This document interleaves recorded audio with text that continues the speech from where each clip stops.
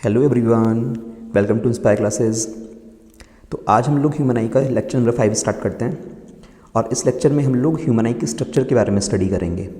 इससे पहले के जो 4 लेक्चर्स थे उसमें हम लोगों ने कुछ थियोरेटिकल टॉपिक डिस्कस किए थे, जैसे कि atmospheric refraction, scattering of light, इसके अलावा डिस्पर्जन ऑफ लाइट जहाँ पे प्रिज्म की थोड़ी सी बातें की गई थी, रेनबो फॉर्मेशन कैसे होता है। तो ये सब छोटी छोटी चीज़ें हम लोगों ने पिछले 4 लेक्चर्स में कवर कर ली, जो ऑलमोस्ट थियोरेटिकल पार्ट था। अब इस लेक्चर से हम लोग अपने ह्यूमन आई के स्ट्रक्चर को देखेंगे डिटेल में कि एक ह्यूमन आई में कौन कौन से पार्ट होते हैं, क्या क्या लेबलिंग है, डायग्राम आपको अच्छे से तैयार करना है, हर पार्ट को डिटेल में जानेंगे ताकि हम लोग ह्यूमन आई में आने वाले डिफेक्ट्स को आसानी से स्टडी कर सकें। भाई डिफेक्ट के बारे में आप तभी तो अच्छे से पढ़ पाओगे ना जब आपको ह्यूमन आई के स्ट्रक्चर के बारे में पता होगा, तभी पता लगेगा कि कहाँ पे कौन सी प्रॉब्लम अराइज होती है जिस वजह से ये पर्टिकुलर डिफेक्ट होता है। तो डिफेक्ट्स पढ़ने से पहले हम लोग ह्यूमन आई की स्ट्रक्चर डिटेल में जानेंगे और उसके बाद डिफेक्ट्स की स्टडी करेंगे। तो यहाँ इस वाले लेक्चर से आगे का सारा सेक्शन आपको ह्यूमन आई के बारे में पढ़ने को मिलेगा। ठीक है, तो चलो स्टार्ट करते हैं।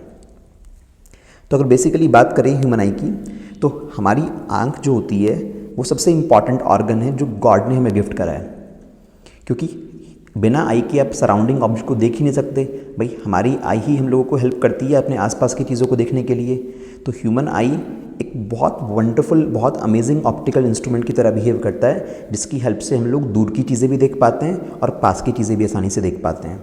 किस बेसिक प्रिंसिपल पे काम करती है ह्यूमन आई?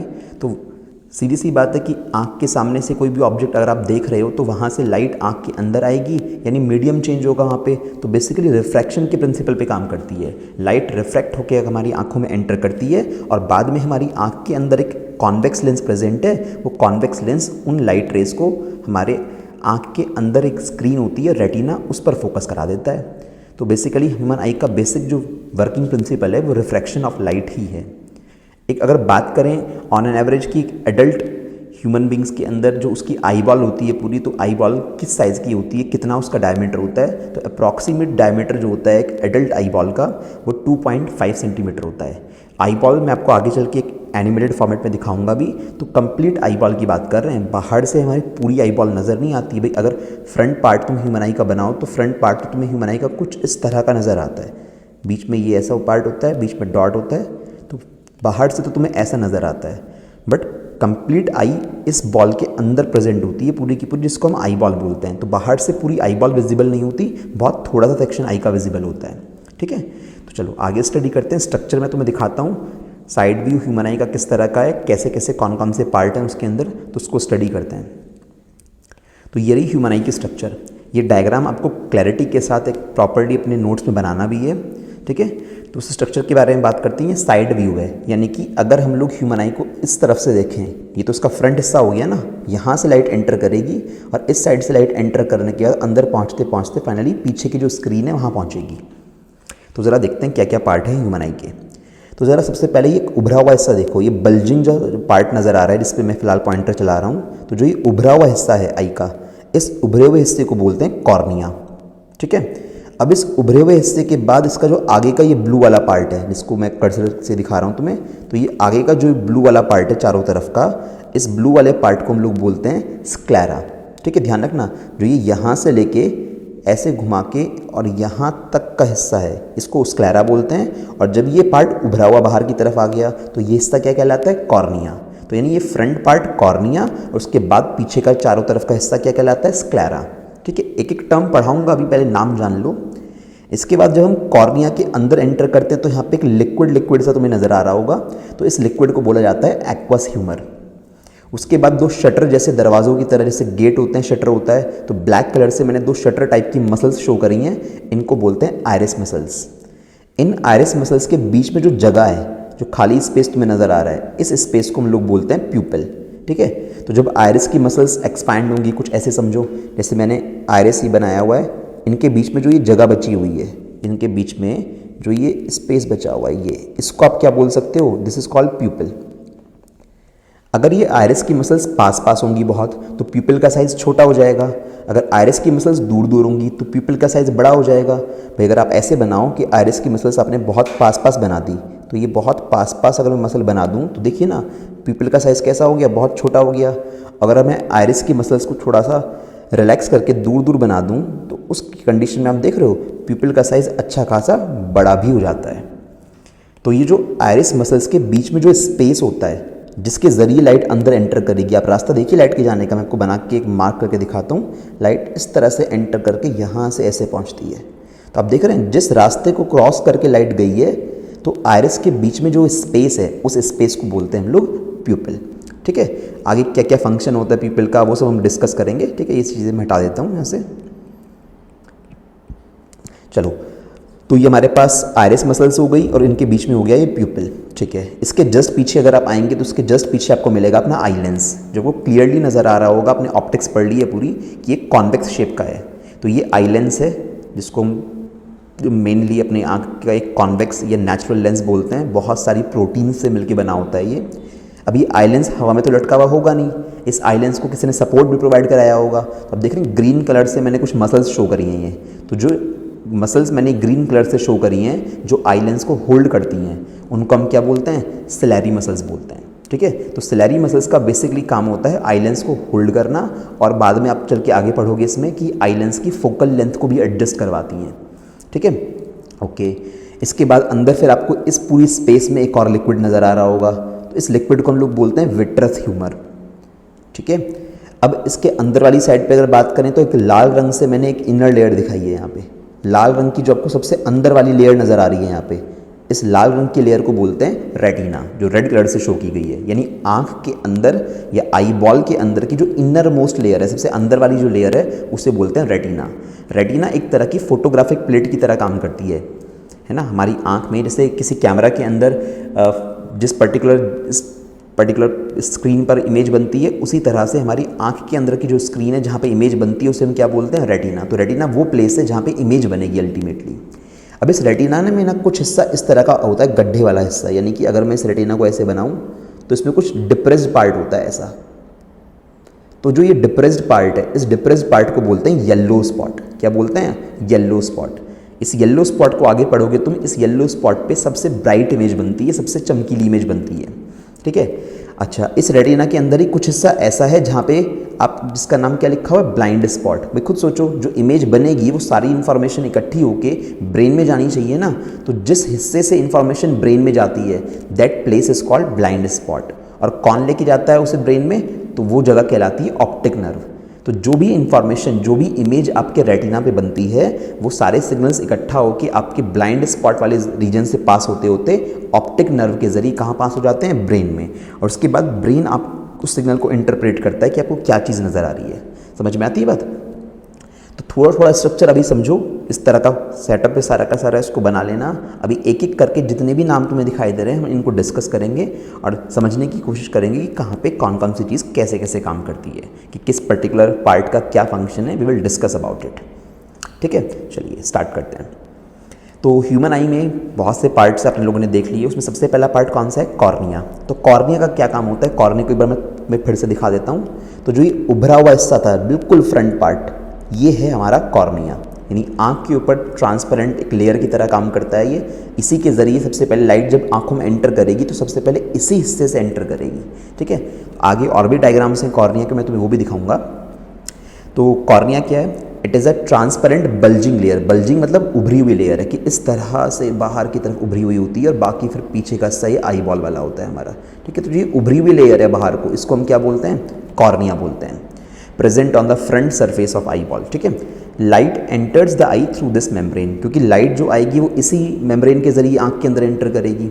ठीक, और कॉर्निया का बड़ा एक इंपॉर्टेंट फंक्शन ये होता है कि मेजॉरिटी ऑफ लाइट जो आँख के अंदर एंटर करती है उसका मैक्सिमम रिफ्रैक्शन कॉर्निया पे ही हो चुका होता है। अगर आपसे पूछा जाए कि ह्यूमन आई के अंदर मैक्सिमम रिफ्रैक्शन कहाँ पे होता है, तो आई लेंस को मत बताना। अक्सर बच्चों को लगता है अच्छा लेंस से तो रिफ्रैक्शन करेगा, नहीं। मैक्सिमम रिफ्रैक्शन ना 70% के आसपास अप्रॉक्सीमेट रिफ्रैक्शन कॉर्निया पे हो चुका होता है। तो कॉर्निया का एक सबसे मेजर फंक्शन क्या है कि most of the refraction of light rays entering the I occurs at the outer surface of cornea. Cornea के आउटर सरफेस पे ही लाइट का मैक्सिमम रिफ्रैक्शन हो चुका होता है। जो बचा कुचा रिफ्रैक्शन है लाइट का वो कौन करवाएगा? आई लेंस करवाएगा। तो कॉर्निया क्या करती है? आने वाली लाइट रेस को रिफ्रैक्ट कराती है और उन लाइट रेस को आई लेंस की तरफ फोकस करवा देती है। देखो ना भाई, सोचो इस डायग्राम से देखोगे तो यहाँ से लाइट रेस इस हिस्से से अंदर की तरफ एंटर करेंगी और एंटर करने के बाद कहाँ जाके टकराएंगी? आई लेंस पे। तो मेजॉरिटी ऑफ रिफ्रैक्शन ऑलरेडी इस लेयर पे हो चुका है और जो थोड़ा बहुत रिफ्रैक्शन बचा है वो यहाँ पे आई लेंस करवा देगा और फाइनली इमेज को कहाँ बनाएगा, रेटिना पे। रेटिना पे अगर इमेज बनेगी तो वो आसानी से हमें समझ में आ सकेगी, हमारा ब्रेन उसको आसानी से इंटरप्रेट कर पाएगा। ठीक है, तो कॉर्निया के बारे में थोड़ी थोड़ी बात समझ में आई। कॉर्निया के एक दो डायग्राम और दिखाता हूँ तुम्हें। चलो पहले डायग्राम में दिखाते हैं तुम्हें एक चीज़। देखो ये सेक्शन देखो, अब ये फ्रंट हिस्सा आपको दिखा रखा है, तो ये हमारा वो पोर्शन है जहाँ से लाइट एंटर करती है। अब इसके ऊपर तुम्हें एक उभरी हुई ट्रांसपेरेंट सी कांच जैसी लेयर नज़र नहीं आ रही, तो इस कांच जैसी लेयर को हम क्या बोलते हैं, कॉर्निया। कॉर्निया कंप्लीटली ट्रांसपेरेंट होती है, कोई ब्लड सप्लाई कॉर्निया के अंदर नहीं होती, क्योंकि सोचो अगर कॉर्निया के अंदर ऐसे लाल लाल रंग की ब्लड वेसल्स होती जगह जगह पे, फिर तो आने वाली लाइट को रुकावट होती ना, आने वाली लाइट कैसे पहुंच पाती आँख के अंदर। तो इसलिए कॉर्निया को बिल्कुल ट्रांसपेरेंट बनाया गया है गॉड ने, उसमें किसी तरह की कोई ब्लड सप्लाई नहीं होती, बिल्कुल ट्रांसपेरेंट होता है कॉर्निया। अब सोचो अगर ब्लड सप्लाई नहीं होती तो ब्लड ही तो हर जगह पे न्यूट्रिशन लेके जाता था, तो फिर कॉर्निया को न्यूट्रिशन कैसे मिलेगा, कॉर्निया के सेल लिविंग स्टेट में कैसे रहेंगे, कॉर्निया के सेल तो डेड हो जाने चाहिए बिना ब्लड सप्लाई के। तो ऐसा नहीं होता, कॉर्निया को न्यूट्रिशन प्रोवाइड कराने का काम ना, जो ये एक्वस ह्यूमर था जो कॉर्निया के जस्ट पीछे भरा हुआ था, ये एक्वस ह्यूमर कॉर्निया के सेल्स को न्यूट्रिशन प्रोवाइड कराता है। तो यहाँ से आपको एक्वस ह्यूमर का फंक्शन भी पता लग गया, क्योंकि कॉर्निया तो बिल्कुल ट्रांसपेरेंट है, तो ट्रांसपेरेंट कॉर्निया के अंदर कोई ब्लड सप्लाई नहीं है, तो उसको न्यूट्रिशन कहाँ से मिलेगा, तो न्यूट्रिशन एक्वस ह्यूमर प्रोवाइड करवाएगा। क्या होता है एक्वस ह्यूमर, अलग से डिस्कस भी करेंगे आगे। तो मैंने कॉर्निया के बारे में देखो ये लिखा हुआ है, it gets nutrition from aqueous humour. ये इसको न्यूट्रिशन कहाँ से मिलता है, एक्वस ह्यूमर से मिलता है। भले ही कॉर्निया के अंदर किसी भी तरह की ब्लड सप्लाई ना हो, बट कॉर्निया के अंदर नर्व सप्लाई होती है। यानी जैसे सपोज करो कि बाल को बीच में से काट दें आपके, तो दर्द नहीं होगा, बट बाल को अगर जड़ से उखाड़ा जाए तो पेन होगा ना, क्योंकि उस जॉइंट पे जहाँ पे बाल आपके सिर पे कनेक्टेड हैं वहाँ पे नर्व्स प्रेजेंट होती हैं, है ना। तो जहाँ जहाँ पे नर्व प्रेजेंट होती हैं वहाँ पे कुछ भी डिस्टर्बेंस होगा, कुछ भी चीज़ चुभ जाएगी, कट जाएगा वहाँ से, तो पेन होगा। तो कॉर्निया में बहुत ज़्यादा हाई नर्व सप्लाई होती है, तो it is highly sensitive to touch and pain. कि हल्का सा भी अगर आँख में, आप देख रहे हो इस एनिमेटेड डायग्राम में कि हल्का सा भी आँख में अगर कुछ लग जाता है, कॉर्निया की इस लेयर पे अंदर यहाँ कुछ लग जाता है, तो तुरंत आँखों से आंसू आने लगते हैं, क्योंकि कॉर्निया में बहुत ज़्यादा स्ट्रॉन्ग नर्व सप्लाई होती है, जिस वजह से कुछ भी टच हो गया तो उसके अगेंस्ट कॉर्निया बहुत सेंसिटिव होती है। अब कॉर्निया के रिगार्डिंग एक इंपॉर्टेंट पॉइंट ये भी है कि कॉर्निया हमेशा वेट स्टेट में रहनी चाहिए, कॉर्निया कभी भी सूखनी नहीं चाहिए, क्योंकि कॉर्निया अगर कभी सूख गई तो उससे आंखों में जलन होने लगेगी और बहुत से डिजीज़ होने का खतरा रहता है। तो होता ये है कि जो हमारी आंख में टीयर ग्लैंड्स होती हैं, आंसू बनाने वाली ग्लैंड्स, तो ये टीयर ग्लैंड्स क्या रिलीज़ करती हैं, ये आंसू बनाती हैं, ये टीयर्स कॉन्टीन्यूसली रिलीज़ करती रहती हैं और ये टीयर्स हमारे कॉर्निया के ऊपर फ्लो होते रहते हैं। तो यहाँ से आंसू ग्लैंड्स होती हैं, टीयर ग्लैंड्स, वो आंसू बनाएंगी और वो टीयर्स आपकी कॉर्निया के ऊपर फ्लो होते रहते हैं दिन भर, और उसको मॉइस्ट स्टेट में रखते हैं ताकि कॉर्निया ड्राई ना हो जाए और आपकी आइज़ ठीक से आपको चीज़ों को दिखा सकें। ठीक है, तो कॉर्निया के बारे में आपको ये बातें समझ में आई कि भाई क्या क्या की पॉइंट हुए कि कॉर्निया आई का सबसे टॉप मोस्ट बल्जिंग पार्ट है, सबसे बाहर वाला उभरा हुआ हिस्सा है। कॉर्निया में किसी तरह की ब्लड सप्लाई नहीं होती, कंप्लीटली ट्रांसपेरेंट होता है कॉर्निया। आने वाली लाइट का मैक्सिमम रिफ्लेक्शन कॉर्निया पे हो जाता है और बाकी बचा कुछ रिफ्लेक्शन आपका आई लेंस करता है। तो कॉर्निया का अगर कोई फंक्शन पूछे तो फंक्शन क्या बोलोगे कि it performs the maximum reflection of light and focus the light towards the eye lens, कि लाइट को वो बाद में आई लेंस की तरफ फोकस कर देगा। और कॉर्निया में ब्लड सप्लाई भले ही ना हो, कॉर्निया में स्ट्रॉन्ग या बहुत सारी नर्व सप्लाई होती है, इसलिए cornea is highly sensitive to touch and pain. कुछ भी चुभ जाएगा तो एकदम से पेन होगा। तो कॉर्निया को न्यूट्रिशन कौन प्रोवाइड करवाएगा, एक्वस ह्यूमर न्यूट्रिशन प्रोवाइड करवाएगा। इसके अलावा टीयर्स लगातार कॉर्निया के आसपास फ्लो होते रहते हैं और उसको मॉइस्ट बनाए रखते हैं। ठीक है, तो कॉर्निया के बारे में जितनी भी बातें आपको अच्छे से जाननी थी मैंने आपको बता दी। यहाँ पे वो क्लियर दिख गया होगा कि कॉर्निया दिखने में ट्रांसपेरेंटली कैसा होता है। भाई फ्रंट से किसी की आंख में देखोगे तो तुम्हें कॉर्निया नज़र ही नहीं आएगा, क्योंकि ट्रांसपेरेंट लेयर है। कुछ ऐसे ही सोचो ना कि भाई अगर मैं आंख को ऐसे बनाऊँ इस तरह से, तो इसके ऊपर आप ऐसे समझिए जैसे इंसान कॉन्टैक्ट लेंस पहनता है ना, तो उस तरह का एक ट्रांसपेरेंट लेंस इतने हिस्से पे कवर्ड है, इतने हिस्से पे एक ट्रांसपेरेंट लेंस लगा हुआ है ऊपर की तरफ, जिसको आप कॉर्निया बोल रहे हो। तो साइड व्यू जब देखते हैं आंख का, तो उससे साफ साफ आपको दिख जाता है कि अच्छा ये रही, ये ट्रांसपेरेंट उभरी हुई जो लेयर है, इसको कॉर्निया बोल रहे हैं। इसमें कोई नर्व सप्लाई नहीं है, और सॉरी कोई ब्लड सप्लाई नहीं है, जिस वजह से इसको न्यूट्रिशन एक्वस ह्यूमर से लेना पड़ता है, जबकि इसमें बहुत सारी नर्व यानी न्यूरॉन्स प्रेजेंट होते हैं जिनका सेंसेशन आपके ब्रेन से कनेक्टेड होता है। तो कुछ भी चुभ जाएगा तो एक्सट्रीम पेन हो सकता है या कॉर्निया डैमेज हो सकती है।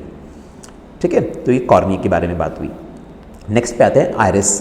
याद करो आयरिस आपको वहाँ पे कैसे दिखाया था, पीछे वाले डायग्राम में दिखाता हूँ वापस। तो इस वाले डायग्राम में आयरिस को हमने ऐसे शटर की तरह दिखाया था, दो दरवाज़ों की तरह। अब रियलिटी में आयरिस को फ्रंट व्यू से देखें तो कैसा होता है, ज़रा उसको देखिए। तो ये जो आपके पास ये डायग्राम बना हुआ है, इसमें तुम्हें जो ग्रीन ग्रीन वाला हिस्सा नज़र आ रहा है, मैं तुम्हें हल्का सा इसको शेड करके दिखा देता हूँ। तो जो ये वाला हिस्सा है, ये सारा का सारा हिस्सा, ये सारा हिस्सा क्या है आपका, ये है आयरिस, ठीक है ना। This all part is your iris muscles. I hope तुम्हें समझ में आया हो कि किस लोकेशन की बात कर रहा हूँ। तो ये चारों तरफ का जो हिस्सा है ये है आपकी आयरिस मसल्स, और इनके बीच में जो तुम्हें होल नज़र आ रहा है डार्क ब्लैक कलर का, ये है आपका प्यूपिल। एक्चुअलिटी में जो लाइट आती है बाहर से वो इसी हिस्से से एंटर करती है। ये प्यूपिल का साइज़ छोटा बड़ा हो सकता है, आयरिस मसल्स इसको कंट्रोल करती हैं कि प्यूपिल छोटा होना चाहिए बड़ा होना चाहिए।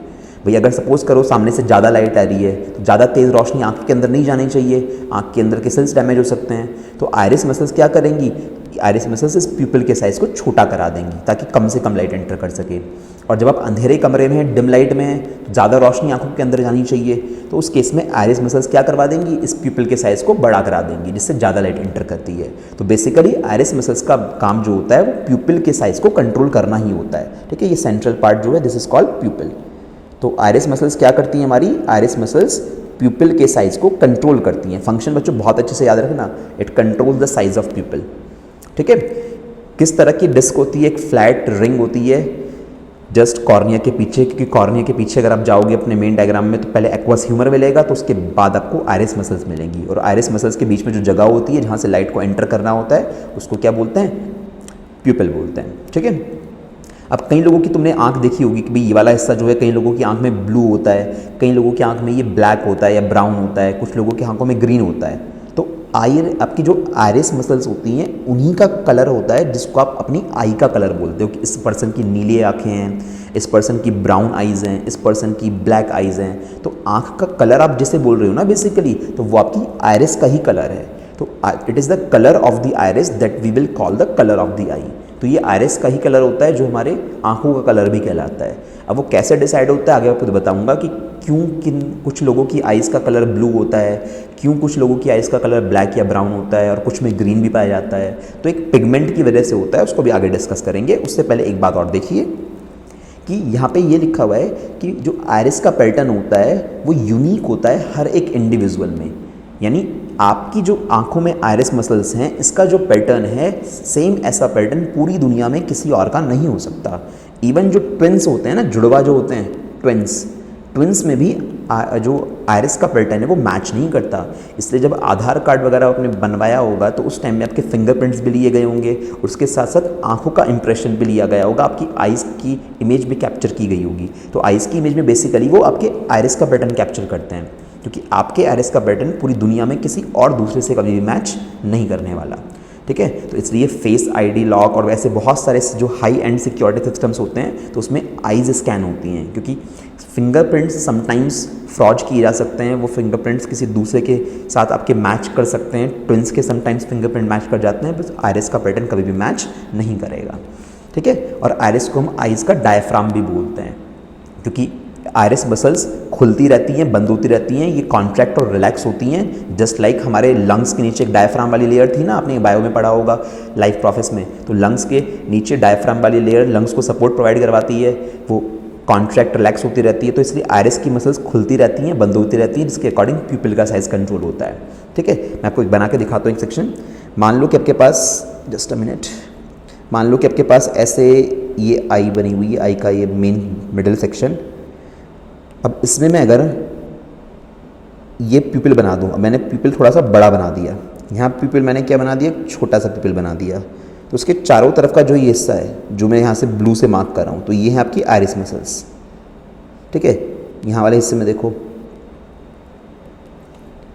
यहाँ पे आप देख रहे हो ना कि आयरिस मसल्स यहाँ पे रिलैक्स मोड में चली गई हैं, खुल गई हैं, दूर दूर हो गई हैं, जिससे प्यूपिल का साइज बढ़ गया है। यहाँ वाले केस में देखो आयरिस मसल्स खिंच के पास की तरफ आ गई हैं, जिससे प्यूपिल का साइज छोटा हो गया है। अब प्यूपिल का साइज क्यों छोटा बड़ा हो रहा है मैंने आपको भी बताया था, क्योंकि ज़्यादा तेज़ लाइट होगी तो आंखों में एंटर नहीं करनी चाहिए तेज़ लाइट, तो आयरिस की मसल्स प्यूपिल को छोटा करा देती हैं, और अगर डिम लाइट है तो इसमें प्यूपिल डायलेट होकर फैल जाता है, बड़ा हो जाता है, ठीक है। तो आयरिस को हम आंखों का डायफ्राम भी बोलते हैं। इसके ऊपर आपको शीट्स में क्वेश्चंस मिल जाएंगे, तो आप वहाँ से जब सॉल्व करोगे तो डायफ्राम अगर पूछा जाए तो वो आयरिस मसल्स को बोला जाता है।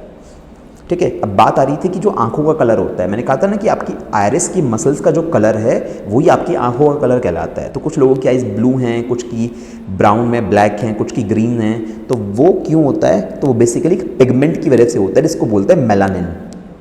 तो आयरिस मसल्स में मेलानिन का अमाउंट कितना है, इसका कंसंट्रेशन कितना है, ये डिसाइड करेगा कि आपकी आंख का कलर कैसा होगा। अगर मेलानिन का अमाउंट बहुत ज़्यादा है, एक तरह का केमिकल पिगमेंट है, जैसे ब्लड में हीमोग्लोबिन होता है, लाल रंग का होता है, तो इसी तरह से मेलानिन आई बॉल का कलर डिसाइड करता है, या यू कैन से आपकी आइज़ का कलर डिसाइड करता है। तो अगर large amount of melanin present होगा आपकी आइरिस में, तो आपकी आइज़ ब्राउन या ब्लैक होंगी। अगर बहुत कम अमाउंट ऑफ मेलानिन प्रेजेंट होगा तो उस पर्सन की आइज़ ब्लू होंगी। तो ब्लू आइज़ जो नेचुरली होती हैं वो किस वजह से होती हैं? तो इसका मतलब उसकी आयरिस मसल्स में मेलानिन का अमाउंट काफ़ी कम है, इसलिए आंखें उसकी ब्लू कलर की हैं। और अगर मॉडरेट अमाउंट ऑफ मेलानिन है, मतलब ना तो बहुत ज़्यादा ना ही बहुत कम, तो उस सिचुएशन में आंखें ग्रीन, यानी आयरिस मसल्स जो होती हैं वो ग्रीनिश कलर की अपीयर होती हैं। तो आई होप आपको आयरिस का फंक्शन और आयरिस का कलर वगैरह ये समझ में आ गया होगा, और ये भी क्लियर हुआ होगा कि आयरिस में पैटर्न हमेशा यूनिक होता है, किन्हीं भी दो लोगों की आयरिस का पैटर्न मैच नहीं कर सकता कभी भी। ठीक है ना। चलो नेक्स्ट पे आते हैं। देख लो कलरफुल अलग अलग बहुत सारे पैटर्न, खैर तो ये तो आर्टिफिशियल लेंस लगा के बन जाते हैं ऐसे पैटर्न, बट इतने सारे कलर एग्जिस्ट नहीं करते। आप देख रहे हैं डिफरेंट आयरिस मसल्स का पैटर्न नज़र आ रहा है तुम्हें। तो ये जो पैटर्न्स बनते हैं ये मेलानिन पिगमेंट की वजह से बनते हैं, और बेसिकली 3 तरह के पैटर्न होते हैं, ये तो ब्राउन या ब्लैक आइज होंगी, ये ब्लू होंगी, ये ग्रीन होंगी। तो जो तुम्हें एक्स्ट्रा नज़र आ रहे हैं ये सब आर्टिफिशियल बहुत से ऐसे सिंथेटिक लेंसेज आते हैं, उनको लगा के आंखों के कलर चेंज किए जा सकते हैं। हम नेचुरल की बात कर रहे थे। इसमें तुम्हें क्लियर नज़र आ रहा होगा, देखो बीच का ये डार्क साइज हिस्सा है इसको प्यूपिल बोलते हैं, जहाँ से लाइट घुसेगी अंदर, और ये जो चारों तरफ का हिस्सा है ये कहलाता है आइरिस। ठीक है, चलिए प्यूपिल की बात करते हैं। तो प्यूपिल क्या था? एक छोटा सा होल था आइरिस मसल्स के बीच में। तो it is the small hole between iris muscles through which light enters into the eye. तो ये वो हिस्सा है जिसके ज़रिए लाइट आंखों के अंदर एंटर करती है। ठीक है, पीपल क्या करेगा? पीपल ये देखेगा ना कि ज़्यादा लाइट एंटर कर रही है आंख में, कम लाइट एंटर कर रही है। फंक्शन बड़े इंपॉर्टेंट हैं। ठीक है, फंक्शन को आप बहुत अच्छे से स्टडी कर लेना। Pupil regulates and controls the amount of light entering the eye. आंखों के अंदर जो लाइट एंटर करनी है उसके अमाउंट को प्यूपिल कंट्रोल करता है। जैसे मैंने बताया था कि डिम लाइट में आइरिस की मसल्स एक्सपैंड कर देंगी प्यूपिल को, जिससे कि ज़्यादा लाइट आंखों में एंटर करे, बड़ा हो जाएगा ना प्यूपिल। भाई डिम लाइट है, रोशनी कम है, तो ठीक से देखने के लिए आइरिस की मसल्स प्यूपिल को फैला देंगी, जिससे ज़्यादा लाइट एंटर कर सके, आपको ठीक तरीके से चीज़ें दिखाई दे सकें। और जब बहुत तेज़ रोशनी होती है तो उस केस में आइरिस प्यूपिल को कॉन्ट्रैक्ट कर देती है, जिसकी वजह से काफ़ी कम लाइट आंख के अंदर एंटर करती है और हमारी आंखों को नुकसान नहीं पहुंचता। तो तेज़ लाइट में क्या होगा?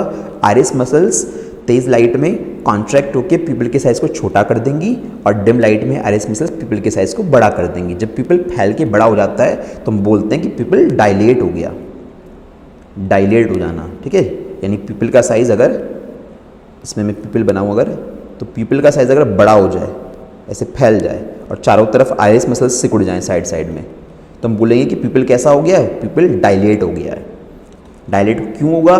डिम लाइट में होगा, ताकि ज़्यादा रोशनी एंटर कर सके और हम ठीक से देख सकें। ठीक है, तो देखो तुम्हें कई सारे अलग अलग डायग्राम दिखा रखे हैं। ये चारों तरफ की आइरिस मसल्स, ये बीच में प्यूपिल है, ये डार्क वाला हिस्सा आप देख लेना, सबकी आंखों में होता है। अब जैसे ही यहाँ पे सपोज डिम लाइट में आप पहुँचे तो ये प्यूपिल इससे ऐसा हो जाएगा, बड़ा हो गया ना प्यूपिल का साइज़। तो आप बोलोगे कि इस कंडीशन से जब इस कंडीशन पे पहुँचे तो प्यूपिल डायलेट हो गया, तेज़ लाइट में प्यूपिल डायलेट हो गया होगा।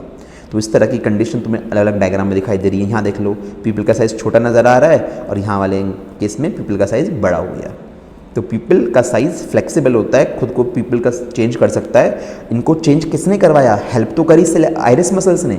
आइरिस मसल्स जो हैं वो प्यूपिल के साइज़ को कंट्रोल करा रही हैं, और प्यूपिल क्या कर रहा है? प्यूपिल ये देख रहा है कि कितनी लाइट एंटर कर रही है, यानी pupil is regulating the amount of light entering into the eye. अब प्यूपिल बिल्कुल डार्क ब्लैक कलर का क्यों नज़र आता है? चारों तरफ की आइरिस मसल्स का कलर तो तुमने पढ़ा, ब्लैक, ब्राउन, ब्लू या ग्रीन कुछ भी हो सकता है। इसमें तो मेलानिन पिगमेंट की वजह से कलर आता है। बट ये आइरिस के बीच में जो ये होल है, ये प्यूपिल, ये डार्क ब्लैक कलर का क्यों होता है? क्योंकि इसके अंदर से ही सारी लाइट एंटर होके जानी है। तो ये प्यूपिल किसी भी तरह के कलर को रिफ्लेक्ट नहीं करता, यानी जो भी कलर की लाइट आती है ये उन सबको एब्जॉर्ब करके अंदर पहुँचा देता है आँख के अंदर। इसलिए प्यूपिल का कलर कैसा होता है? ब्लैक होता है। The pupil appears black because no light is reflected from it. कोई लाइट इससे टकरा के वापस नहीं जाती, ये सारी लाइट को एब्जॉर्ब कर लेता है। तो जो किसी सरफेस पे कोई लाइट पड़ दे और वो लाइट को एब्जॉर्ब कर ले, कुछ भी कलर रिफ्लेक्ट ना करे, तो उसको बोलते हैं वो ब्लैक कलर की नज़र आती है। तो आने वाली सारी किसी भी कलर की लाइट हो, प्यूपिल सबको एब्जॉर्ब करके आँख के अंदर पहुँचा देगा, तो इसलिए इसका कलर ब्लैक होता है। आपने देखा होगा कि पर्सन की डेथ के बाद कई बार डॉक्टर कंफर्म करने के लिए उसकी आंख टेस्ट करते हैं, आंख खोल के उसमें टॉर्च डाल के चेक करते हैं। तो एक्चुअली में देख क्या रहे होते हैं, वो चेक कर रहे होते हैं कि उसकी आइज़ का जो प्यूपिल है वो रोशनी को, तेज़ रोशनी को रिस्पॉन्स दे रहा है नहीं दे रहा है। भाई अगर आपकी आंखों में कोई तेज़ रोशनी मारे एकदम से, तो तेज़ रोशनी के केस में आपकी आइरिस मसल्स प्यूपिल के साइज़ को छोटा कर देंगी, यानी जो प्यूपिल है वो छोटा हो जाएगा, रिस्पॉन्ड करेगा लाइट को। जब एक पर्सन की डेथ हो जाती है तो उसका प्यूपिल डायलेट हो जाता है, फैल जाता है, और अगर आप उसकी आंख में तेज़ रोशनी मारेंगे तो वो प्यूपिल कॉन्ट्रैक्ट होकर वापस छोटा नहीं होगा, यानी प्यूपिल लाइट को रिस्पॉन्ड करना बंद कर देता है। तो ये एक इंडिकेशन होता है कि पर्सन की डेथ हो चुकी है। ठीक है, तो after death pupil dilates and does not respond to light, light को रिस्पॉन्ड नहीं करता। ठीक है, नेक्स्ट टर्म पे चलते हैं, आई लेंस। तो आई लेंस किस शेप का है आंख के अंदर? तो कॉन्वेक्स लेंस होता है एक, बहुत सारी हज़ारों लेयर्स से मिलके बना होता है, जो प्रोटीन की लेयर है। कौन सी प्रोटीन होती है? क्रिस्टलिन प्रोटीन होती है। आपको नाम से इतना कुछ करना नहीं है, आप बस इतना याद रखें, हज़ारों बहुत पतली पतली लेयर से मिलके आपके आंख का जो कॉन्वेक्स लेंस है, जिसे हम आई लेंस बोलते हैं, वो बना हुआ है। ये आई लेंस की एक सबसे इम्पॉर्टेंट या सबसे बड़ी अच्छी बात ये है कि ये आई लेंस फ्लेक्सिबल होता है। यानी सोचो, मान लो आपने मार्केट में कोई लेंस लेने गए, उस लेंस की फोकल लेंथ तो फिक्स होगी ना। मान लो आपने 20 सेंटीमीटर फोकल लेंथ का लेंस लिया, तो भाई अब इसकी फोकल लेंथ 20 सेंटीमीटर ही रहेगी। अगर आप चाहते हो कि आपको 40 सेंटीमीटर फोकल लेंथ चाहिए, तो अब इस लेंस से 40 सेंटीमीटर फोकल लेंथ नहीं बनने वाली, यानी ये लेंस तो लाइट रेस को 20 सेंटीमीटर पर फोकस करेगा। आपको 40 सेंटीमीटर पर फोकस करवाना है तो आप लेंस नया लेके आओ, इससे तो नहीं बन पाएगा। आँख के अंदर ऐसा नहीं होता। सोचो, जब आप दूर की चीज़ों को देखते हो तब भी दिखा देता है आपकी आई लेंस, आपको पास की चीज़ों को देखते हो तब भी दिखा देता है।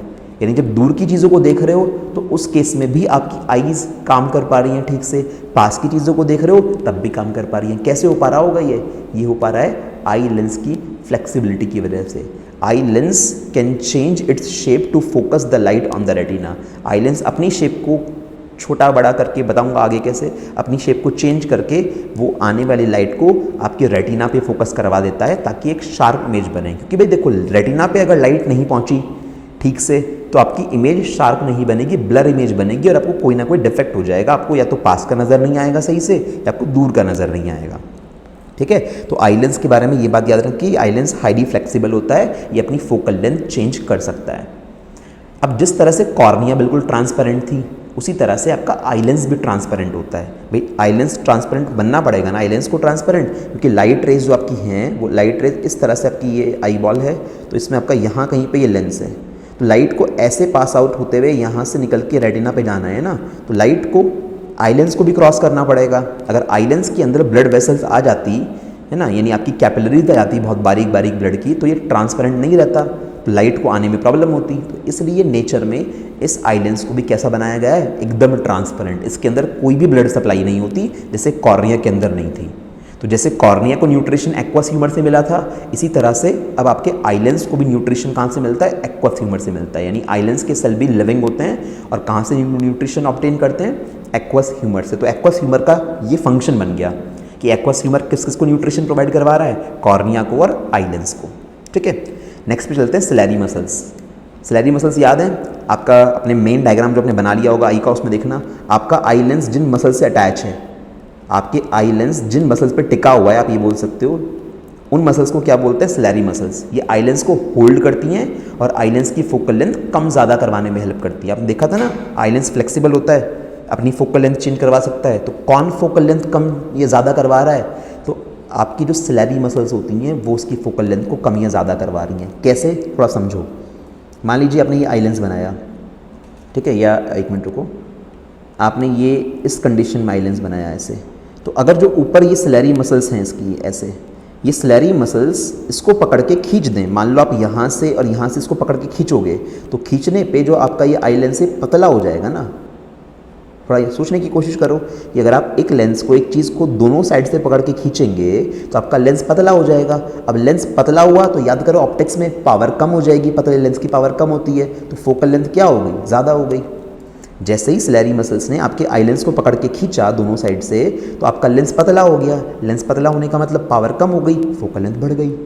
अब उल्टा सोच लो, मान लो आपका ये आई लेंस ये सिलेरी मसल्स आपके आई लेंस को दबाने की कोशिश करें, यहाँ से भी दबाएं और यहाँ से भी दबाएं, तो आपका जो ये आई लेंस है ये फूल जाएगा, मोटा हो जाएगा। अब आई लेंस अगर मोटा हो गया तो मतलब पावर बढ़ गई, पावर बढ़ने का मतलब फोकल लेंथ घट गई। तो लॉजिक देख पा रहे हो कि सिलेरी मसल्स कैसे आई लेंस की फोकल लेंथ को चेंज करती हैं। हर एक का फंक्शन ध्यान रखना पड़ेगा। आई लेंस को होल्ड करके रखे हुए हैं ये, और उसकी फोकल लेंथ को चेंज करने में हेल्प कर रही हैं। कैसे चेंज करेंगी? कनेक्टेड है सिलेरी मसल्स आई लेंस से। तो अगर सिलेरी मसल्स आई लेंस को खींचेंगी तो वो लेंस पतला हो जाएगा, पावर कम हो जाएगी, फोकल लेंथ बढ़ जाएगी। और जब आई लेंस को ये दबाने की कोशिश करेंगी सिलेरी मसल्स, तो आई लेंस मोटा हो जाएगा, पावर बढ़ जाएगी, फोकल लेंथ घट जाएगी। तो यही होता है कि जब आंखों को दूर की चीज़ देखनी होती है, तो दूर की चीज़ देखने के टाइम पे आपकी सिलेरी मसल्स आई लेंस को खींच देती हैं दोनों साइड से, जिससे लेंस पतला हो जाता है, उसकी फोकल लेंथ बढ़ जाती है और आप आराम से दूर की चीज़ देख पाते हो।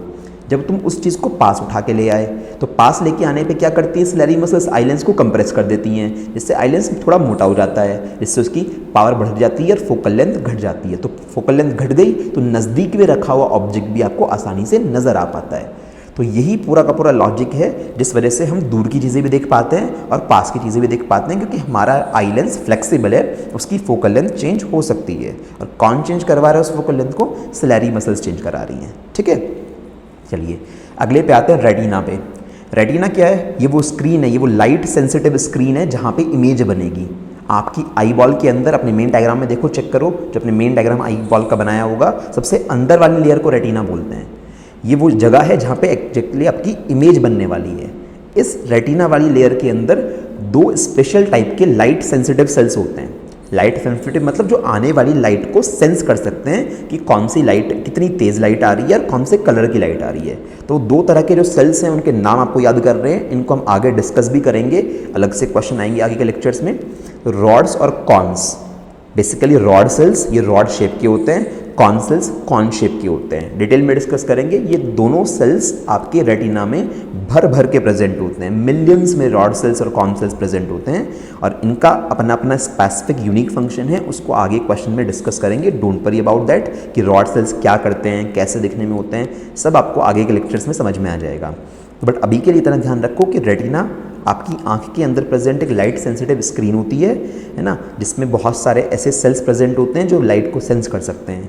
जब लाइट इन सेल्स पे पड़ती है तो ये सेल्स एक्टिवेट हो जाते हैं और इलेक्ट्रिकल सिग्नल जनरेट करते हैं। These cells gate activated upon illumination, यानी इल्यूमिनेशन का मतलब जो उन पे लाइट पड़ती है तो वो एक्टिवेट हो जाते हैं और कौन से सिग्नल जनरेट करते हैं? इलेक्ट्रिकल। यानी इन्होंने करा क्या? लाइट सिग्नल जो थे यानी ऑप्टिकल सिग्नल जो थे, उन ऑप्टिकल सिग्नल्स को किस में कन्वर्ट कर दिया? इलेक्ट्रिकल सिग्नल्स में कन्वर्ट कर दिया। तो ये आने वाली लाइट सिग्नल्स को सेंस करके उसको ऑप्टिकल सिग्नल से इलेक्ट्रिकल सिग्नल में कन्वर्ट कर देते हैं। ठीक है, चलिए अब ये जो सिग्नल्स में इन्होंने कन्वर्ट करा, भाई कोई इमेज आपकी रेटिना पे बनी, यानी लाइट रेटिना पे पहुंची, वहाँ से इन रॉड्स और कॉन सेल्स ने उसको सेंस करा। अब सेंस करने के बाद उन्होंने इलेक्ट्रिकल सिग्नल में कन्वर्ट कर दिया। अब कहाँ जाएंगे ये इलेक्ट्रिकल सिग्नल? तो भाई ये इलेक्ट्रिकल सिग्नल एक रास्ता तुम्हें दिखाया था ना ऑप्टिक नर्व के नाम से, तो ये वो रास्ता है जहाँ से ये इलेक्ट्रिकल सिग्नल्स, ये सारी इन्फॉर्मेशन आपके ब्रेन में जाती है। रेटिना से पास होते होते ये इन्फॉर्मेशन सारी कहाँ पे जाती है? आपके ब्रेन के अंदर जाती है। तो optic nerve is that path from which the information is passes to the brain. जो भी विजुअल इन्फॉर्मेशन है, जो भी ऑप्टिकल सिग्नल्स हैं, वो आपके ब्रेन की तरफ जा रहे होते हैं। ठीक है, थोड़ा सा और डायग्राम देख लो, डिटेल में कुछ चीज़ें तुम्हें और समझ में आ जाएंगी। एक बार तुम्हें रिकॉल करवा देता हूँ नाम। तो जो ये देखो फ्रंट वाला हिस्सा है, ये वाला हिस्सा, ये आपका है कॉर्निया। ठीक है, इसके अंदर एक लिक्विड भरा होता है यहाँ वाले हिस्से में, इसको बोलते हैं एक्वस ह्यूमर। फिर ये जो आपको मसल्स नज़र आ रही हैं, मैं इनको ब्लैक कलर से शेड कर देता हूँ। तो जो ये मसल्स आपको नज़र आ रही हैं, ये हैं आपकी सिलेरी मसल्स। ठीक है, इन सिलेरी मसल्स के बीच में तुम्हें एक गैप नज़र आ रहा होगा, इसको बोलते हैं प्यूपिल, जहाँ से लाइट घुसेगी अंदर। फिर आपका आई लेंस, आई लेंस देख रहे हो कि धागों जैसे स्ट्रक्चर से और ऊपर मसल से बंधा हुआ है। तो जो ये मसल्स हैं, ये धागों जैसे स्ट्रक्चर्स हैं, ये वाली कलर चेंज कर लेते हैं, ये इनको हम बोलते हैं सिलेरी मसल्स। ठीक है, उसके अंदर ये पूरा हिस्सा होता है, इसमें भरा होता है विट्रस ह्यूमर। फिर उसके बाद ये अंदर की जो लेयर है, जिसमें इन्होंने येलो कलर से निकलती हुई दिखाई है, तो ये येलो कलर वाली जो अंदर की लेयर है पूरी की पूरी, इसको बोलते हैं रेटिना। और ये इन्फॉर्मेशन रेटिना कलेक्ट करके कहाँ पहुँचाती है? ऑप्टिक नर्व के ज़रिए ब्रेन तक। ये वो रास्ता है जहाँ से सारी इन्फॉर्मेशन ब्रेन तक जाएगी। तो थोड़ा थोड़ा तो हमें समझ में आया। तो लाइट, आने वाली लाइट यहाँ से एंटर करेगी इस तरह से, ठीक है, और फिर यहाँ से फोकस होने के बाद आपके रेटिना पे एक इमेज बन जाती है। तो रेटिना पे जब सारी लाइट रेस फोकस होंगी जाके तो एक शार्प इमेज बनेगी, और रेटिना क्या करेगी? रेटिना उस ऑप्टिकल इन्फॉर्मेशन को इलेक्ट्रिकल सिग्नल में कन्वर्ट करके आपके ब्रेन तक पहुंचाएगी ऑप्टिक नर्व के ज़रिए, ठीक है। तो सारे के सारे सिग्नल ऑप्टिक नर्व के ज़रिए हमारे ब्रेन तक पहुंचते हैं, और फिर ब्रेन उस चीज़ को इंटरप्रेट करके हमें समझाता है कि हमें क्या चीज़ दिखाई दे रही है, कौन से कलर की चीज़ दिखाई दे रही है। तो सब कुछ, सारा सेंसेशन ब्रेन तक जाना है, अल्टीमेट डिसीजन ब्रेन ही लेगा, ठीक है। तो ये डायग्राम आपको बनाना नहीं है, आपको वही पहले वाला जो एक ओरिजिनल डायग्राम दिखाया था स्टार्टिंग में वही बनाना है। ये जितने भी एक्स्ट्रा डायग्राम है सिर्फ सपोर्ट के लिए हैं, ताकि तुम्हें थोड़ी एक्स्ट्रा इन्फॉर्मेशन क्लियर हो, ठीक है। अभी और नाम बचे हुए हैं और बाकी चीज़ों पे चलते हैं। अब बात आती है स्क्लेरा की। अब स्क्लेरा का क्या मतलब है? तुम्हें पहले आँख के फ्रंट पोर्शन से इस बात को समझाता हूँ। फ्रंट से आप किसी की आँख देखोगे तो ये ऊपर आईलेट्स होती हैं, है ना, जिनको आप पलकें बोलते हो, और इसके अंदर हम लोग एक बीच में ये पुतली बना लेते हैं, जैसे हम आई का सेंट्रल पार्ट बोलते हैं। ये हमारा प्यूपिल हो गया, है ना, और ये इसमें जो ये हैं ये हमारी आयरिस मसल्स हो गई। आई होप तुम्हें नाम वाम तो सब क्लियर हो गए होंगे। तो ये बीच वाला सेक्शन प्यूपिल, जिसमें से लाइट अंदर घुसेगी, इसके पीछे जाके आपको मिलेगा आईलेंस, यानी बाहर से आईलेंस नज़र नहीं आएगा, आईलेंस तो आँख के अंदर है। ये चारों तरफ का जो लेयर है ये क्या है? आयरिस। इसके ऊपर एक ट्रांसपेरेंट लेयर होगी, थोड़ा इमेजिन करने की कोशिश करो, उसे बोलते हैं कॉर्निया। और जो ये साइड साइड का हिस्सा है, समझ रहे हो, ये साइड साइड का जो हिस्सा है इसको बोलते हैं स्क्लेरा। ये जो साइड साइड का वाइट वाइट सा हिस्सा होता है आँख में, इसको क्या बोलते हैं? स्क्लेरा। सभी लोग चेक कर सकते हो आपकी आँख में, ये साइड का पूरा हिस्सा जो होता है वाइट वाइट सा होता है, उसमें कई बार हल्की हल्की रेडिशनेस भी आती है, क्योंकि इसमें ब्लड वेसल्स प्रेजेंट होती है, तो हल्का हल्का लालपन भी तुम्हें नज़र आ सकता है इस हिस्से में। तो इस हिस्से से कोई लाइट एंटर नहीं करती आँख के अंदर, याद रखना, इस पूरे स्क्लेरा से कोई भी लाइट आँख के अंदर एंटर नहीं करेगी। लाइट तो सिर्फ इस छोटे से ब्लैक वाले हिस्से से एंटर करेगी आँख के अंदर। इतनी बड़ी पूरी आइज़ के में से इस छोटे से ब्लैक वाले हिस्से से लाइट आँख के अंदर एंटर करती है, ठीक है। तो फिलहाल स्क्लेरा की बात कर रहे हैं, तो ये बाहर का जो पोर्शन है इसके बोलते हैं स्क्लेरा।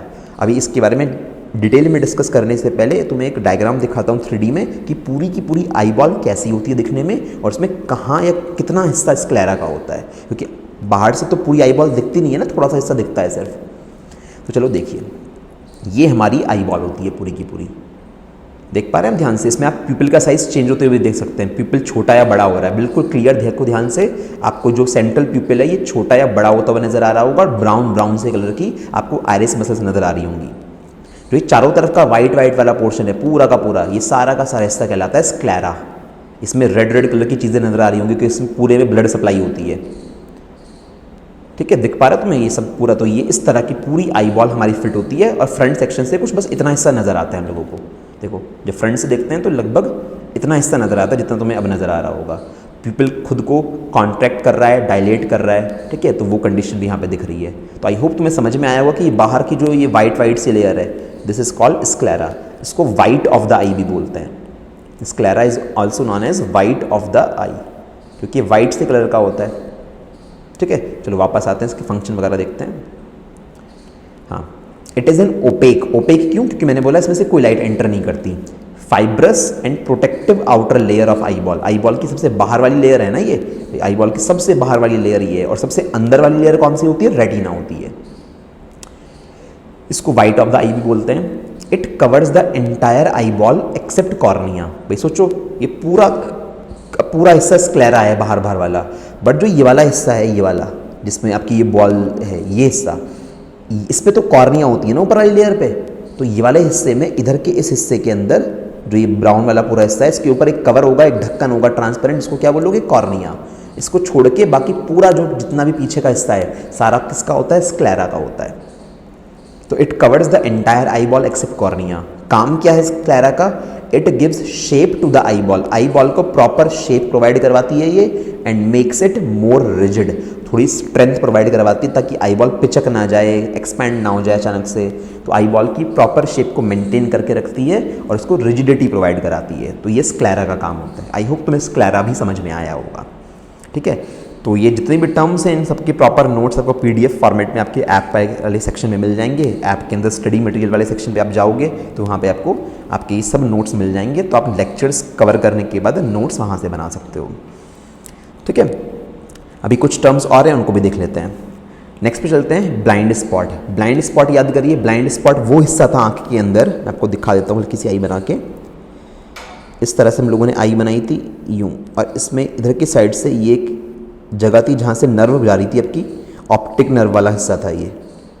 तो इस ऑप्टिक नर्व का जो स्टार्टिंग पॉइंट है, जहाँ से ऑप्टिक नर्व की शुरुआत हुई है, इसको बोलते हैं ब्लाइंड स्पॉट। ब्लाइंड इसलिए बोलते हैं कि इस पर कोई इमेज नहीं बनती। यहाँ पे रेटिना का जो भी हिस्सा होता है उसमें कोई रॉड सेल्स प्रेजेंट नहीं होते, कॉन सेल्स प्रेजेंट नहीं होते। भाई सोचो ना, अंदर की पूरी रेटिना वाली लेयर से जितनी भी इंफॉर्मेशन आपने इकट्ठी करी, वो सारी के सारी इंफॉर्मेशन को पहुँचाना भी तुम्हें ब्रेन के अंदर। तो जिस दरवाजे के ज़रिए वो उस ब्रेन में एंट्री करने की कोशिश करेगी, तो that entry point is called blind spot. Blind spot को ब्लाइंड क्यों बोल रहे हैं? क्योंकि इसमें किसी तरह की कोई इमेज नहीं बनती है, कोई रॉड्स या कॉन सेल्स यहाँ पे प्रेजेंट नहीं होते। फिर इस रेटिना के जस्ट ऊपर, इस ब्लाइंड स्पॉट के जस्ट ऊपर एक और जगह होती है, इसको क्या बोलते हैं? Yellow spot. एक अंदर गड्ढे वाला ऐसा हिस्सा होता है, कुछ इस तरह से, ऐसा डिप्रेस्ड एरिया होता है। तो इस गड्ढे जैसी स्पेस को, इस जगह को बोलते हैं येलो स्पॉट। इसमें ढेर सारे कॉन सेल्स प्रेजेंट होते हैं और एक ल्यूटिन नाम की प्रोटीन भी होती है, जिसकी वजह से जितनी भी लाइट रेज यहाँ पे पड़ेंगी, अगर लाइट रेज सारी आके यहाँ पे फोकस हो रही हैं, तो आपको चीज़ सबसे बेस्ट नज़र आएगी, सबसे क्लियर दिखाई देगी। ठीक है, तो it is a depressed area of retina near the blind spot. थोड़ा सा गड्ढे वाला अंदर की तरफ धंसा हुआ थोड़ा एरिया होता है ब्लाइंड स्पॉट के जस्ट ऊपर की तरफ। इसमें ल्यूटिन प्रोटीन होती है और इसमें बनने वाली इमेज सबसे ब्राइट बनती है। ठीक है, तो ब्लाइंड स्पॉट पे कोई इमेज नहीं बनती, क्योंकि यहाँ से सारी की सारी लाइट रेज, सारे इलेक्ट्रिकल सिग्नल्स ऑप्टिक नर्व के जरिए आपके ब्रेन तक जाते हैं। और येलो स्पॉट ब्लाइंड स्पॉट के ऊपर का एक थोड़ा सा गड्ढे वाला हिस्सा होता है, जिसपे जो इमेज बनेगी वो ब्राइटेस्ट बनेगी, सबसे चमकीली इमेज बनेगी, सबसे क्लियर इमेज बनेगी। ठीक है, नेक्स्ट टर्म्स पे आते हैं, एक्वस ह्यूमर और vitreous humour. I think aqueous humour की काफ़ी बात हो चुकी है। आपके कॉर्निया के पीछे और आपके आईलेंस के बीच में, आपने डायग्राम में देखो कौन से हिस्से में प्रेजेंट है, कॉर्निया और आईलेंस के बीच में जो लिक्विड प्रेजेंट होता है, ट्रांसपेरेंट लिक्विड होता है बिल्कुल, उसको हम लोग बोलते हैं एक्वस ह्यूमर। इसमें बहुत सारी चीज़ें होती हैं, इसमें ग्लूकोज भी होता है, इसमें सॉल्ट भी होते हैं कुछ, इसमें कुछ ऑर्गेनिक एसिड्स भी होते हैं, जैसे कि थोड़ा लैक्टिक एसिड होता है। तो ऐसे कई सारे इसमें एसिड्स प्रेजेंट होते हैं। तो कोई कंपोजिशन तो खैर याद नहीं करना, ही कोई नहीं पूछेगा, बट फिर भी आपके जानकारी के लिए थोड़ा सा बता दिया। बेसिकली एक वाटर जैसा ट्रांसपेरेंट फ्लूइड होता है ये, जो कॉर्निया और आईलेंस के बीच में प्रेजेंट होता है, और इसका मेन काम क्या है? न्यूट्रिशन प्रोवाइड करवाना कॉर्निया को और आईलेंस को, क्योंकि कॉर्निया भी बिल्कुल ट्रांसपेरेंट है, आईलेंस भी बिल्कुल ट्रांसपेरेंट है। इन दोनों में से किसी के भी बीच में, किसी के भी अंदर किसी तरह की ब्लड सप्लाई नहीं होती, तो उनको न्यूट्रिशन एक्वस ह्यूमर से मिलता है। विट्रस ह्यूमर याद करिए, आपकी जो ये आई बॉल थी, इस आई बॉल के अंदर इस हिस्से में सारे में क्या भरा हुआ था अंदर? Vitreous humour. यानी आईलेंस को जैसे तुमने क्रॉस करा था, आईलेंस के जस्ट पीछे जो ये सारा खाली हिस्सा था, इसमें एक और लिक्विड भरा होता है, इसको बोलते हैं विट्रस ह्यूमर। और याद रखिएगा, विट्रस ह्यूमर बच्चे के डेवलपमेंट के, बच्चे की जब आईज डेवलप होती है ना, मदर के यूट्रस में जब बच्चा होता है, तब जब उसकी आई डेवलप होती है, आंखें डेवलप होती हैं, तो उसी डेवलपमेंट के दौरान विट्रस ह्यूमर बन जाता है, और ये बार बार चेंज नहीं होता। एक्वस ह्यूमर तो लगातार बनता रहता है, ड्रेन होता रहता है, यानी खत्म हो जाता है, नया एक्वस ह्यूमर बन जाता है, तो ये लगातार बनता रहता है, खत्म होता रहता है। विट्रस ह्यूमर जब आपकी बचपन में मदर के यूट्रस में जब आपकी बॉडी डेवलप हो रही थी, जब आइज डेवलप हो रही थी, उस टाइम में एक बार बन गया और ये दोबारा नहीं बनता, वही विट्रस ह्यूमर पूरी ज़िंदगी चलता है। ठीक है, द स्पेस बिटवीन आईलेंस और रेटिना के बीच की जितनी भी जगह है, उसमें एक अनादर दूसरा ट्रांसपेरेंट, ये भी ट्रांसपेरेंट होगा, कोई भी लाइट को रोकने की कोशिश नहीं करेगा। ठीक है, तो एक ट्रांसपेरेंट जेली जैसा सब्सटेंस प्रेजेंट होता है, इसको क्या बोलते हैं? विट्रस ह्यूमर बोलते हैं। इसके अंदर भी बहुत से ऑर्गेनिक एसिड प्रेजेंट होते हैं, इसमें कोई ग्लूकोज या सॉल्ट नहीं होते, बहुत से एसिड्स प्रेजेंट होते हैं। इसका मेन एक ही काम है, आई बॉल की शेप को मेंटेन करना। याद करो, वो आई बॉल की शेप को स्क्लेरा भी मेंटेन कर रहा था, तो इसके साथ साथ ये भी विट्रस ह्यूमर भी आई बॉल की शेप को मेंटेन करने में स्क्लेरा का साथ देता है। ठीक है, तो विट्रस ह्यूमर के बारे में ये बात हो गई। अब रॉड कॉन्स के बारे में मैंने कहा था आगे आएगा। रॉड्स कॉन्स क्या थे? ये सेल्स थे जो कहाँ प्रेजेंट थे? आपकी रेटिना के अंदर प्रेजेंट सेल्स थे, लाइट सेंसिटिव सेल्स जो लाइट को सेंस कर सकते हैं। अब बेसिकली आपको बता दूं, ये न्यूरॉन्स ही होते हैं, बाईपोलर न्यूरॉन्स होते हैं। बाईपोलर का मतलब बीच में न्यूक्लियस और यहाँ पे एक्सॉन वाला हिस्सा और यहाँ पे भी एक्सॉन वाला हिस्सा। तो ऐसे न्यूरॉन को कहते हैं बाईपोलर न्यूरॉन। न्यूरॉन आपने पढ़े होंगे ना 9th क्लास में कि हमारी बॉडी के लॉन्गेस्ट सेल होते हैं नर्वस टिश्यू के अंदर, तो ये भी रॉड्स और कॉन्स भी हमारे न्यूरॉन्स होते हैं, बाईपोलर न्यूरॉन होते हैं और थोड़े मॉडिफाइड होते हैं। मॉडिफाइड क्यों, अभी तुम्हें आगे डायग्राम में दिखा दूंगा कि इनको मॉडिफाइड बोल रहे हैं। काउंटिंग के हिसाब से बात करें तो लगभग रॉड सेल्स की काउंटिंग 120 मिलियन रॉड सेल्स होते हैं एक आंख के अंदर। 120 मिलियन मतलब 12 करोड़ के आसपास रॉड सेल्स एक आंख में प्रेजेंट होते हैं और लगभग 6 मिलियन कॉन सेल्स प्रेजेंट होते हैं एक आंख में। 6 मिलियन मतलब 60 लाख्स। तो ये रेशो होता है, यानी रॉड सेल्स की काउंटिंग कॉन सेल से बहुत ज़्यादा होती है। अब करते क्या हैं ये सेल्स, इतना तो समझ में आता है कि लाइट को सेंस करते हैं, लाइट सेंसिटिव सेल्स हैं। स्पेसिफिक काम किया है तो रॉड सेल्स हमें लाइट की इंटेंसिटी सेंस करवाते हैं कि आने वाली रोशनी बहुत तेज़ है, कम है। भाई पता कैसे लगेगा आंखों की रोशनी तेज़ आ रही है, आंखें बंद करनी है, या डिम रोशनी आ रही है, थोड़ा खोल के आंखों को देखना है सही से। तो आने वाली लाइट की इंटेंसिटी को रॉड सेल डिटेक्ट करते हैं। और आपको जितने भी कलर्स नज़र आते हैं उन कलर का सेंसेशन आपको हो पाता है कॉन सेल्स की वजह से। कोई भी कलर अगर आप देख पा रहे हैं तो वो कॉन सेल की वजह से देख पाते हैं। अंधेरे में, डार्कनेस में कॉन सेल्स एक्टिवेट नहीं होते, इसलिए डार्कनेस में आपको कोई कलर नज़र नहीं आता। अगर मान लीजिए विबग्योर में 7 कलर हैं, अगर इसमें से मैं आपको ये बोलूँ कि आपके जो ये आँख के अंदर ग्रीन, येलो, ऑरेंज, रेड को पहचानने वाले कॉन सेल्स थे, ये डिस्ट्रॉय हो गए हैं, ये डीएक्टिवेट हो गए हैं, अब ये काम नहीं करते। तो इसका मतलब ये होगा कि आप ये ग्रीन, येलो, ऑरेंज और रेड कलर को ठीक से पहचान नहीं पाओगे। अगर इनमें से कोई सा भी कलर आपकी आंख के सामने रखा जाएगा तो आपको वो ग्रे सा, ब्लैक एंड वाइट टाइप का नज़र आएगा, क्योंकि आपकी आंख में कलर आइडेंटिफाई करने वाले ये स्पेसिफिक सेल खराब हो चुके हैं। इस पर्टिकुलर डिजीज़ को हम लोग बोलते हैं कलर ब्लाइंडनेस, जहाँ पे इंसान कुछ स्पेसिफिक साइट ऑफ कलर्स को, स्पेसिफिक टाइप के कलर्स को आइडेंटिफाई ना कर पाए। और कलर ब्लाइंडनेस का कोई इलाज पूरी दुनिया में नहीं है, किसी भी तरह के सर्जरी से कलर ब्लाइंडनेस ठीक नहीं होती, यानी ये अनक्योरेबल डिजीज़ है। तो कॉन सेल्स किसको सेंस करवा रहे हैं, कलर्स को। जो भी कलर दिखाई दे रहा है वो किसी ना किसी कॉन सेल की वजह से वो कॉन सेल एक्टिवेट हो जाते हैं, इन्फॉर्मेशन को ब्रेन तक पहुँचाते हैं और उसका ब्रेन आपको समझाता है कि आपको ये नज़र आ रहा है। ठीक है ना, बिना कॉन सेल्स के आपको कलर नज़र नहीं आएंगे। अंधेरे में, डार्कनेस में कॉन सेल एक्टिवेट नहीं होते, इसलिए डार्कनेस में ह्यूमन बींग्स कभी भी कलर ढूंढ नहीं पाते हैं। आप डार्कनेस में को आपको कोई कलर नज़र नहीं आएगा, ठीक है, क्योंकि कॉन सेल्स एक्टिवेट नहीं है। शेप देख लो इनकी। बाईपोलर क्यों बोला था, क्योंकि बीच में न्यूक्लियस है, इधर भी एक्सॉन है, इधर भी एक्सॉन है। बीच में न्यूक्लियस है, इधर और इधर एक्सॉन है। रॉड शेप की सेल्स, रॉड शेप की जो सेल्स हैं इनको रॉड सेल्स इसलिए बोल रहे हैं क्योंकि इनकी जो ऊपर का ये हिस्सा है, देखो ये रॉड जैसा हो गया ना, इनका जो एक हिस्सा है ये रॉड जैसा होता है, इसलिए इनको रॉड शेप सेल्स बोलते हैं। और इनका एक हिस्सा कोन जैसा होता है, तो कॉनिकल शेप के होते हैं ये ऊपर से, इसलिए इनको कॉन सेल्स बोलते हैं। तो नाम इनकी शेप की वजह से पड़े हैं। ठीक है, तो आप चाहो तो ये वाले डायग्राम बना लेना। ठीक है, तो इस डायग्राम में बस ये सब नाम मत लिखना, इन सब की कोई ज़रूरत नहीं है, ये सब नाम की कोई ज़रूरत नहीं है जो नीचे लिखे हुए हैं। बस सीधा सीधा डायग्राम बना के कि ये रॉड सेल्स है और ये कॉन सेल्स है, अपने आइडिया के लिए, ताकि तुम्हें समझ में आए कि आँख के अंदर जो इतनी बड़ी काउंटिंग में ये सेल्स प्रेजेंट है जो हमें चीज़ें दिखा पा रहे हैं। क्योंकि भाई लाइट तो जाके इन्हीं पे पड़ती है ना, यही तो इन्फॉर्मेशन को ऑप्टिक नर्व के जरिए ब्रेन तक लेके जाते हैं, तो इनका इंपॉर्टेंस बहुत ज़्यादा है।